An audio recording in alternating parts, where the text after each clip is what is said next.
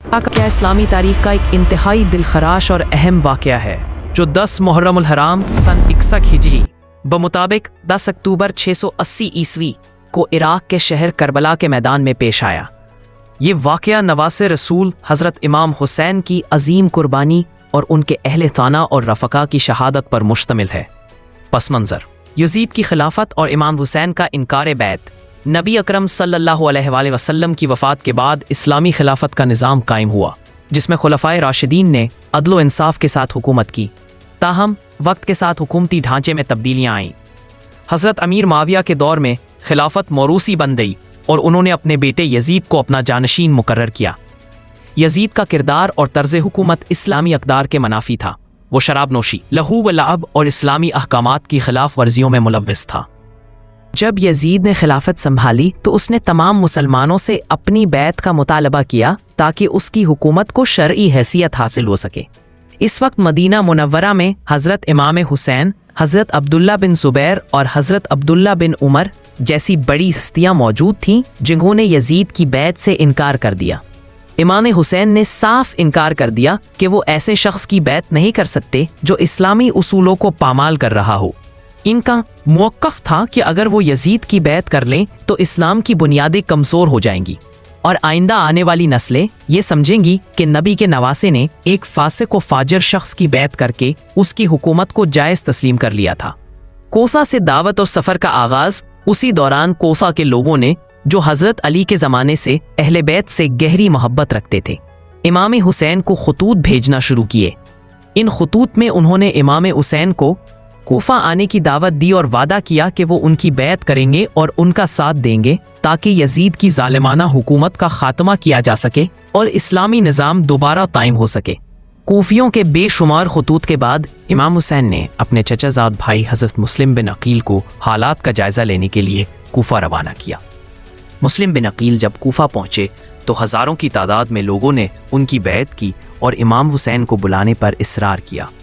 मुस्लिम बिन अकील ने कोफा के हालात को मुवाफ़िक पाकर इमाम हुसैन को कोफा आने के लिए ख़त लिखा।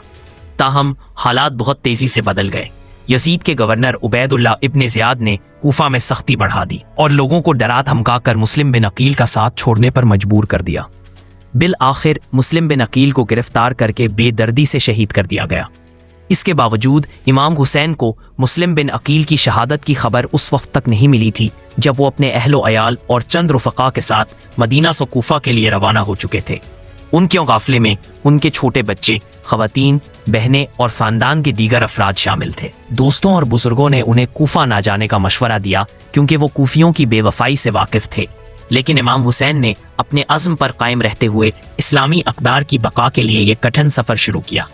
करबला की सरज़मीन पर आमद और मुहासरा इमाम हुसैन का काफ़िला जब कोफा के करीब पहुंचा, उन्हें रास्ते में हुर बिन यज़ीद रियाही के लश्कर ने रोका। हुर को यज़ीद की तरफ से इमाम हुसैन को रोकने का हुक्म मिला था। जब हुर ने इमाम हुसैन को कोफा जाने से रोका तो इमाम हुसैन को मुस्लिम बिन अकील की शहादत की खबर मिली। ये खबर सुनकर इमाम हुसैन पर बहुत दुख हुआ, लेकिन उन्होंने अपने सफ़र का रुख नहीं बदला। हुर के लश्कर ने इमाम हुसैन और उनके साथियों को फरात के किनारे से दूर एक खुश्क और बेआबो गयाह मैदान में उतरने पर मजबूर किया, जिसे करबला कहते हैं। ये 2 मुहर्रमुल हराम की तारीख थी। 3 मुहर्रम को उमर बिन साद के लश्कर ने भी करबला पहुंचकर पड़ाव डाल लिया और यूं यजीदी लश्कर की तादाद में इजाफा होता चला गया जो हज़ारों में जा पहुंची, जबकि इमाम हुसैन के साथ सिर्फ 72 अफराद थे जिनमें उनके अहले फाना और चंद जानिसार शामिल थे।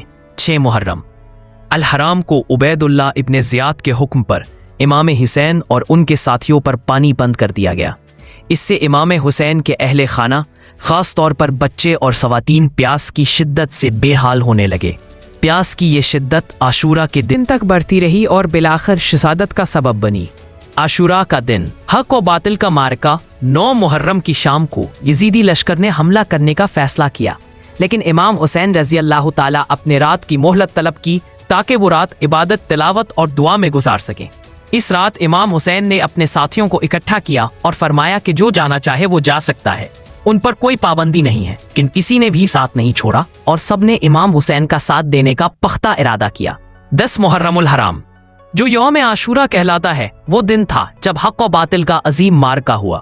सुबह होते ही यजीदी लश्कर ने हमला कर दिया। इमाम हुसैन रजी अल्लाह ताला ने आखिरी बार यजीदियों को नसीहत की और उन्हें नबी अकरम सल्लल्लाहु अलैहि वसल्लम की अहादीस याद दिलाई, लेकिन उन पर कोई असर न हुआ। एक एक करके इमाम हुसैन के साथी, उनके बेटे, भाई, भतीजे और भांजे मैदान करबला में लड़ते रहे और जामे शहादत नोश करते रहे।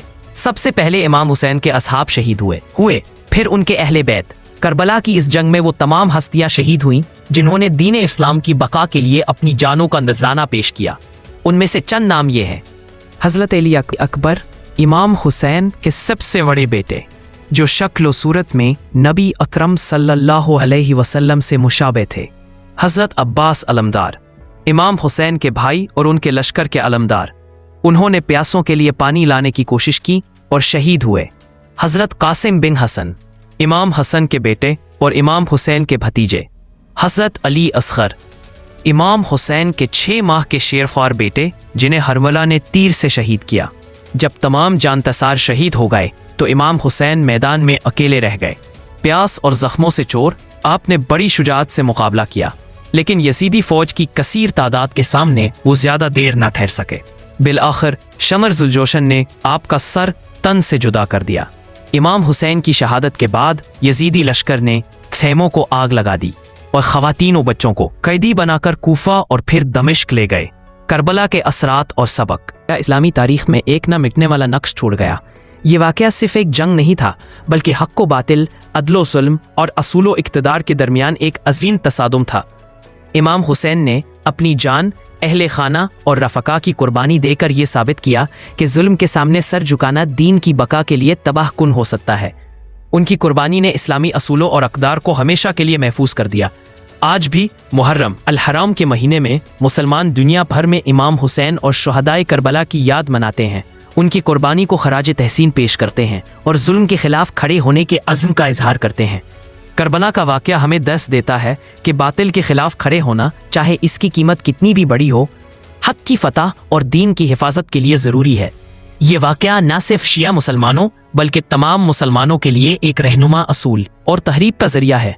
ये वाक़या हमें सब्र, इस्तिकामत और हक परस्ती की लाजवाल मिसाल फराहम करता है और याद दिलाता है कि ज़िंदगी का असल मकसद अल्लाह की रज़ा और इसके दीन की सरबलंदी है। अगर आपको ये कहानी पसंद आई हो तो वीडियो को लाइक करें और हमारे चैनल को सब्सक्राइब करना ना भूलें, ताकि आपको ऐसी मज़ीद जज्बाती और मालूमाती कहानियाँ मिलती रहें। आपके ताउन का शुक्रिया।